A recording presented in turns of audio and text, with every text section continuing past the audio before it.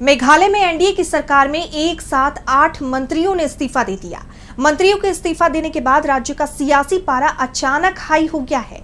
एक के बाद एक 8 मंत्रियों ने इस्तीफे का ऐलान कर दिया। तो क्यों हुए मंत्रियों के इस्तीफे, जानने के लिए देखेंगे ये रिपोर्ट। मेघालय में मेघालय डेमोक्रेटिक अलायंस की सरकार में जबरदस्त टकराव की स्थिति देखी जा रही है। विधायकों की नाराजगी की लगातार खबरें सामने आ रही थी और अब अचानक ही 8 मंत्रियों के इस्तीफे की खबर भी सामने आ गई, जिसके चलते कॉनराड संगमा के नेतृत्व वाली सरकार संकट में आती दिखाई दे रही है। इस्तीफा देने वाले मंत्रियों में एनपीपी, यूडीपी, एचएसपीडीपी और बीजेपी के मंत्री शामिल हैं। जिन मंत्रियों ने इस्तीफा दिया है उनमें एनपीपी के अम्पारिल लिंगदो, कोमिंगोन यम्बोन रक्कमे, संगमा और अबू ताहिर मंडल, यूडीपी के पोल लिंगदो और किरमेन शायला, एचएसपीडीपी के शक्लियार वारजरी और बीजेपी के एएल हेक शामिल हैं।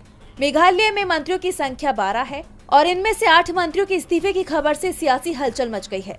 बाद में 7 नए मंत्रियों को शपथ भी दिलाई गई। दरअसल मेघालय में फरवरी 2023 में विधानसभा चुनाव हुए थे। चुनाव के बाद कॉनराड संगमा के नेतृत्व में सरकार बनी, लेकिन सरकार बनने के बाद से ही सहयोगी दलों के बीच खटपट की खबरें आ रही थी और यही कारण है कि 2024 के लोकसभा चुनाव में मेघालय की दोनों ही सीटों पर एनडीए चुनाव हार गया था और इसके बाद से ही टकराव की स्थिति दिखाई दे रही थी।